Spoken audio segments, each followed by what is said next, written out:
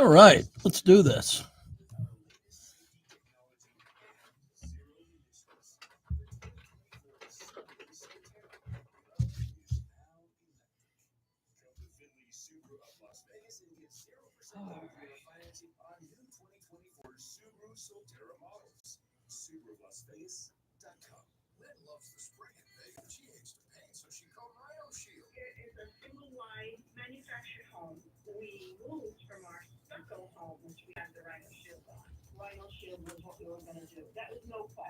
Rhino Shield ceramic technology is formulated for our climate right here in Las Vegas. Rhino Shield representative came and we discussed what we wanted done. And Holy, how do you spell? So Act now and you'll get a guaranteed protection of Rhino Shield for 15% off the regular price. what's happening, everyone? I'm talking. They don't have to worry about getting just an everyday painter because Rhino Shield has a 25-year warranty. And we truly believe in this product. Here's Rhino Shield's Shane Smith. This offer is limited, so call me at 888-RHINO-41. That's 888-RHINO-41. Don't faint. Don't vinyl. Rhino. Paint your house again. Rhino Shield. Raiders football is back at Allegiant Stadium August 17th for preseason action versus Dallas on Raider Nation Radio 920 AM KRLD Las Vegas. You're listening to the JT the Brick Show, where the Raider Nation has come to sound off and rap for over 20 years. It's time for JT the Brick. Let's go. Let's pick up the pace. There are high expectations for this team. The Raiders have an established offensive line. You might not love it, but Colt Miller, Dylan Parham, Andre James, we got some big dudes today. Who's going to start that first game? Aiden O'Connell, 1. Gardner Minshew, 2. I want the ball out. I want the ball out quickly. I want slants. Will the ball get out? 1 Mississippi, 2 Mississippi out. JT the Brick. And in the last regime, we took too much time in between plays for no apparent reason. We got to get Brock Bowers the ball all the time. He is a gift from the sports gods handed to us in Vegas. If Bowers comes in with 73 receptions and 11 touchdowns or 9 touchdowns, that changes everything. If I'm wrong, you know where to find me. And now, Get him the ball. here's JT the Brick. Out of the gate, JT, as I'm sending out the pre-show tweet. We got a big one today. Welcome into the flagship of the Silver and Black. This is Raider Nation Radio on the Raiders mobile app, live on LV Sports Network and live on YouTube. You should be on our YouTube page. We start a little bit earlier on YouTube. We kind of preview the show and get going. JT the Brick YT is our YouTube page, and it's building for some unique stuff that we're going to be doing from training camp, because we're going to be out at training camp for most of it in beautiful Costa Mesa. Yeah, I'm going to have to call Costa Mesa beautiful because it's 118 coming up today at 117. That is not beautiful. I am Vegas. I love Vegas. Vegas, baby, Vegas. But come on, let's get out of here for a little bit. Just got back from Vancouver, Costa Mesa. I got a little bit of a trip to San Diego to golf. Oh, I love San Diego. Del Mar, opening day at the Del Mar racetrack, a tradition unlike any other. And then that's about it. Then it's Costa Mesa, and then I'm on a plane with the Raiders to Minneapolis to call the game live on radio play-by-play as Jason Horowitz, our great play-by-play voice, goes to TV with Matt Millen and Rich Gannon. And I'll be on the radio broadcast again with Eric Allen and the great Hall of Famer for the Rose Bowl in Washington, Lincoln Kennedy. And I can't wait to get with those guys. So that's going to be pretty cool. I am not firing early on training camp. I haven't done it ever. I'm not going to do it this year. I'm not doing the show. Not that other people shouldn't do those shows. Go for it. We're doing our summer series, the top 10 Raider games of all time. We're still in the honorable mentions. Hell of a start yesterday. And I've heard that from people inside the building, inside the radio building. If you got a chance, and if you miss any of these shows, they'll live in eternity over here at my YouTube page, or you can find them here at lvsportsnetwork.com. And what we're doing, if you weren't with us yesterday, is we're trying to come up with a list of the 10 greatest games of all time. And as I previewed yesterday, I don't know what greatest actually means. Most exciting, most memorable, most important. It's out there. I don't know. There's a work in progress at Summertime Radio. You know, I was home today, this morning as always, up early, walking the dog, the heat. I came home. My wife did an early airport run. My son was going back on business to Oklahoma. Then he's going to Alabama. He's in that NIL world. And he had a couple of friends who spent the weekend here. So my wife took those guys to the airport. And she got back, and we were starting our morning off. And I was talking about this, how excited I am about this. And she was kind of paying attention. What do you mean by the greatest games, the most important, modern day, old days, Super Bowls? I said, well, we're trying to figure that out. It's interactive. And at the same time, I had on television, and I was watching a sports talk show on TV, and my wife says, oh, it's the greatest line ever. If you know my wife, a lot of people do. She said to me, you're the only one who watches this. That's her line to me. And it's kind of her way of telling me, you know, if you want to go work out, if you want to go take the dog, you want to go run an errand, it's probably better than watching this crap.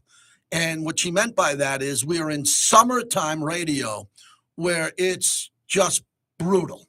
It's brutal because it's just bad. There's a lot of stuff going on, a lot of top 10 lists, a lot of all this stuff. And again, I'm a long-form truck driver.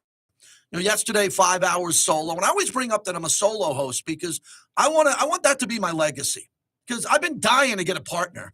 Because Bobby knows, you know, I'm not getting any younger, and I deserve to have a partner. You got some of these shows, I got like 6 guys on the show, and I'm like, why am I doing this summer? Why am I doing the summer series? Because I want to give you unique content, educational content, and kind of help everybody in the Raider Nation have something to talk about. Because we're all involved in this in the Raider Nation. No matter if you're new, you're old, you've been around with the Raiders since 1960. I came with the team in 98. You might have been around in the 2000s. You know, I want everybody to talk. I want everybody to talk about the Raiders. And that is part of my legacy. I put more people on the radio than anyone in Raider history. That's cool. When it's all said and done, if I can say that, I don't need a plaque. I don't need a button. That'll be pretty cool because no one's going to come from behind and do as many broadcasts as I've done. They're stupid if they do. And they won't count as broadcasts. They'll count as podcasts. And podcasts don't count as broadcasts because this is live radio. You see where I'm going? I'm all worked up today. I'm fired up because I love the show we have lined up. So normally what we're going to do here as we count down to training camp is every day we're going to do a game, but we got to get through the honorable mentions. We got to get through the honorable mentions first that we, and I say we, there's a couple of anonymous people helping me with this because it's not an official Raiders list. It's my list, JT the Brick Show. And as I'm sitting here debating it with some people, they're pushing back at me, going, wait a second. And today's a good example. Today in my honorable mentions, I will begin momentarily with the Holy Roller. One of the legendary moments in Raider history, the Holy Roller. I examined it thoroughly. I talked to people who played in the game. It's one of the most important games because it changed the rules of the NFL. You have an iconic game called the Holy Roller. But it was in September. It was in September. It wasn't in the second round of the playoffs. So is it a great game, an important game? I think the Holy Roller on a lot of people's list are going to be in the top 10 until you hear our top 10 and go, yeah, I understand why JT left the Holy Roller out, but gave it a day to talk about it. So that's called the tease in radio. Program directors now want you to tease. A lot of program directors. We got a good one in Q because he's on the radio like 9 hours a day. He's a grinder too, but most program directors have never hosted a radio show and they call you into meetings and say, you got to tease more. Why just tease with the Holy Roller? Holy Roller is a pretty important game, but it didn't make my top 10. It's right there. It's right there, man. But I got Super Bowls. I got AFC championship games. I got a lot of games I got to get in here. So as we go through these games, I'm putting the Holy Roller on the outside looking in. If you remember the Holy Roller, the importance of that game, what that game meant to you, start dialing. Because we got to get people interactive on this. I just can't read from Wikipedia the Holy Roller. I need people who are either at the game, remember Banasek, remember Dave Casper, Snake throwing it forward, all that stuff. And if you watched it and what it meant to you. So that's one of the games that we're going to do. The other games we decided on for today, we got 3 in the bank every day. My goal is to use 2 of them. So I can spread this out and squeeze the content, squeeze it out like a sponge. The other game that we chose for today was Raiders-Steelers, September 15th, 2002, the legendary Rod Woodson game. Gannon had a monster game, but a lot of people call it the Rod Woodson game. if you recall that. We'll dive into that. And then the other game that I have after that, the same season, 2002 was very important to me. That was the road to the Super Bowl. Raiders lost Super Bowl 37, but that was a magical season for Rich Gannon, the veterans like Jerry Rice, Tim Brown. And, man, let's be honest, since 2002, it's been a little bit lean. You know, there's not a lot of games between 2004 to 2018 for me to dive into, right, until we get to Vegas and a couple of games there. So I got a bunch of games that I want to talk to about, and we'd like to get your participation, 702-365-9200 as we open up the show. And today we have Jeff Sherman over at the Sportsbook at the Westgate. He sets the odds for us. There's a couple of big games happening here. We're going to talk about the odds in multiple sports. So I want to talk to him and keep him in his spot every 2 weeks. And then on top of that, we are going to have Vinny Bonsignor, our NFL insider, is going to join us a little bit later on, and Vinny is going to do a deep dive on everything that's happening here with the Raiders, and we'll do that. Again, I don't think it's important to cover off on Raiders breaking news. There's a story today by Mike Florio.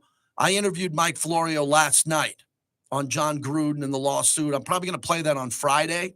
Part of our Friday programming as I mix in the game. We haven't even figured out the games we're going to get to on Friday. We're off tomorrow because of Aviators baseball. Now, I should send them a bouquet of flowers over to Jim Gemma because I get a day off, but I kind of don't get a day off because I'm working on this stuff. But we're going to be off tomorrow. Then we're going to have Thursday and Friday show, and we're trying to wrap up these honorable mentions before we get into the top 10. But I like the honorable mentions. I think these games are really good.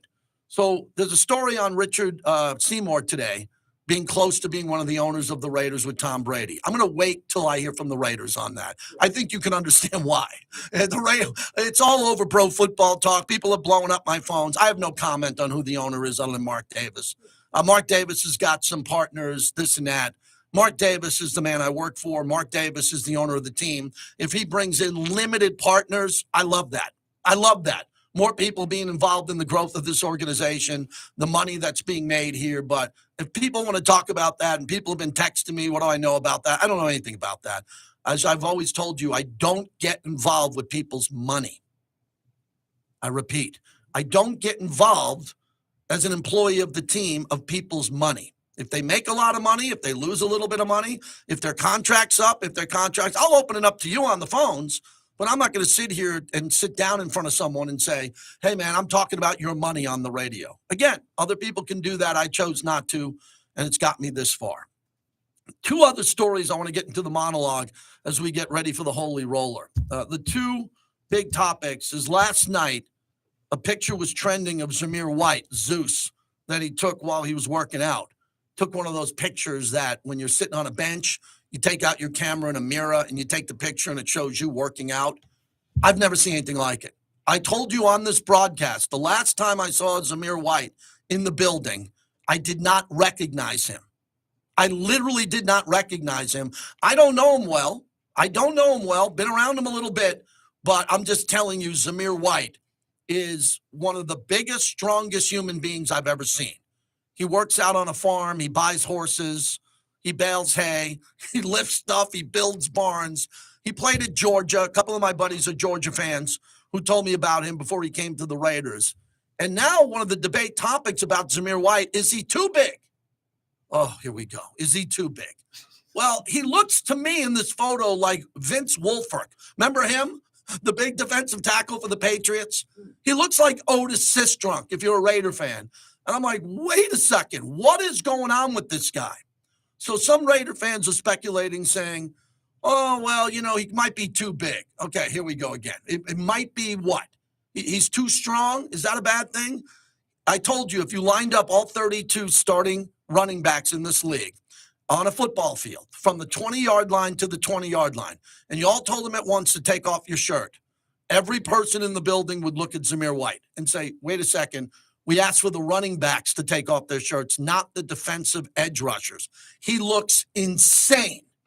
Insane. I put it up at Twitter, JT the Brick on X. You can Google it, follow it anywhere, and everybody's talking about it now.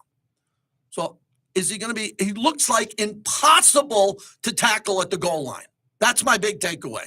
But you want a nimble guy who can run and break one for 60. He looks enormous. He really does look like a bodybuilder. I can't believe it. I don't know if it's great. I think it's good because what it means to me is that Zeus is in the weight room a lot, and he's eating a lot, and he's strong, and he's doing what you're supposed to do in your career. In your career, you're supposed to work out, be fresh, have a good diet, exercise, and be at the best because your career can end on any play. I mean, this guy's a lot bigger than Josh Jacobs. I mean, he's a lot bigger than Emmitt Smith. His arms, his biceps to me, I've never seen biceps this big on a running back, and I've met Earl Campbell a number of times. I've never seen biceps this big on a guy, so I wanted to get that out there. And I think this is, what is it? Is it a topic? No, I don't think it's much of a topic, but if you want to call in and talk about Zamir White, what are you going to tell me? He's too big? Well, maybe being big and strong is what the Raiders need. Maybe the Raiders need to be more physical. Maybe the Raiders need a running back ready on opening day, ready to pound it in Los Angeles against the Chargers. Maybe the Raiders are going to be a run-first team that sets up the pass. Maybe Luke Getsy's going to use Zeus in ways we've never seen him before. Maybe Zeus is going to block more in a single-back set where we don't need a fullback anymore. I never liked the fullback. I love Marcel Reese, friend of the show back in the day. I love a good fullback. Believe me, a good fullback, and the Raiders have had great ones. Marv Hubbard, go down the road. But nowadays, when you have a fullback in, you got to take a receiver out. Or there's one less receiver when you have a fullback in. Zeus looks like he's the combination of a fullback and a running back. And maybe we're going to need that, we the season ticket holders. Maybe we're going to need that in games where the Raiders got to keep Mahomes on the sideline, got to keep Herbert on the sideline. And they're going to have to run the ball. And this guy looks like he's impossible to tackle. All right, the second topic, Devante was on with Kate Adams on Up and Adams. And this is interesting because he's promoting his Netflix documentary on the receivers. And Devante must be listening to this show because this is the show of record of going after the Chargers. I mean, look, the Chargers eventually are going to beat the Raiders. Eventually, Denver, we swept Denver 8 times, eight in a row. Eventually, those teams are going to win. I don't know when. I hope it's not this year. But I've been going after the Chargers and this false propaganda. The propaganda machine, oh, they're great. No, they're not. No, they won 5 games. But they're leading on ESPN and NFL Network because NFL Network is based moments away from where the Chargers are. So they can get a Charger guest on or in the building all the time. And Jim Harbaugh's there. And Jim Harbaugh is flashy, even though he's a hard-nosed guy. He's very appropriate for television. People want to talk about him a lot. So here's Devante Adams earlier today on the Chargers' social media when they were playing fun and making fun of the Raiders when the schedule came out and they took a shot at the silver and black. It was a little trend a little bit ago where, a few of the social media pages were posting some funny stuff of, when the schedule was releasing. So they posted me and then like a trash can or something like that. The Chargers did. So I thought about responding on social media to it and being funny there, but I figured it'd be better to, just beat their head in real life and continue doing it the way, because my first game against them, I don't know, they clearly forgot. Yeah, you played 10 catches, 141 yards and a touchdown. And then the next time, that same year, it was like 177 yards and, 2 touchdowns, I think it was that game. So I just wanted to kind of remind them what they've been going through as it pertains to playing against me. And hopefully the people that made that post, because it's not the players' fault. They didn't have anything to do with the post, but this is directed strictly toward the Chargers social media page. Please keep my name out your mouth and show some. Are you in this new era where you're just letting it fly and opening up more? Because I was not expecting that. Devante, I feel like you're at this point of your career where you're just letting it fly. I am. I'm Good for you. They treat me like an old man, so I'm gonna just act like, because old men, they don't think, they just say whatever they feel. So that's how my grandpa is, at least. So I'm just trying to be the old man that they want me to be. All right, so this is interesting content. It's very good content. Devante taking a shot at the Chargers' social media. I'm all in for that. I do that every day, so I'm all in for that. That's kind of what I do, but I don't play. Devante's a future Hall of Famer. And then even Kay Adams asked him afterwards, is this kind of the new you? Yeah, the older guy, been around a while. And he's going to talk about this. He's going to bring it up. He's also promoting a new documentary on Netflix, which is going to do really well on the receivers. It's going to do really well. A lot of people need that content. We're looking for good content. So Devante's out there promoting it. So I thought that was really good today. I wanted to play that here in the monologue. One more from Devante, because people are speculating about Aaron Rodgers and Aaron Rodgers and the Jets wanting Devante Adams, a topic we often talk about on this show. You two are boys, a lot of love for each other. You went to the Derby together. We see the pictures on the Instagram. Are you telling me he's not getting in your ear and saying, hey, I want to play with you again? Oh, he's in that ear, that's for sure. he's in the ear, but it's not as easy as it. Obviously we can get together and talk about the old times and potential of doing this and that. But like I said, I'm a Raider, so and he knows that. So we'll maybe the next. Yeah. So he said he's a Raider, which he is, and I think I've always told you from what I know, which isn't a lot. I don't know Devante well. We just interviewed him at Media Day. He gave us a really good interview, which was fun. But everything I've heard from knowing people out here, from golf courses to Chef Barry to people around town that I know, say Devante and his wife love it here. Aaron Rodgers doesn't care. Aaron Rodgers doesn't care if Devante loves it here or not. He could care less. He wants him with the Jets. They want to win a Super Bowl there. But he's a Raider. He's under contract. And that was something that I saw today that I wanted to get here in the monologue. So we opened up with that. Again, 702-365-9200. We're in desperate need, Bobby, of a new leadoff hitter when Chris from West Oakland doesn't lead off. Because, a lot of people get intimidated by Chris because he's good. There's not another caller like him in Raider Nation. So we got to get people to wake up here. Because Monday after a football game, it's one thing. But I'm going to preview the Holy Roller coming up next. We're going to go out to Jeff Sherman. He's going to join us over at the Westgate. We'll get him rolling. And then I'm going to figure out how much time we have to get to the other games here. And the Rod Woodson game made honorable mention here. It was a really great game. And then one more for backup that we'll either use today or Thursday. November 11th, 2002 versus Denver on Monday Night Football. The Woodson had another pick in that game, but Gannon and Porter and Gannon to Rice, it was one of the bigger Raider games of all time. It was. Its significance to what happened to the Raiders, starting off 4-0, losing 4, having to come back. It's a big deal. And again, would I put it in my top 10? No, I wouldn't put it in my top 10, but does it deserve consideration? And do young Raider fans in Vegas and around the country need to hear about this game with the sound bites and take them back in the day? Absolutely with all that. So that'll be our programming today, and we'll get rolling there. Our monologue is brought to you by Golden Entertainment. They own the Strat.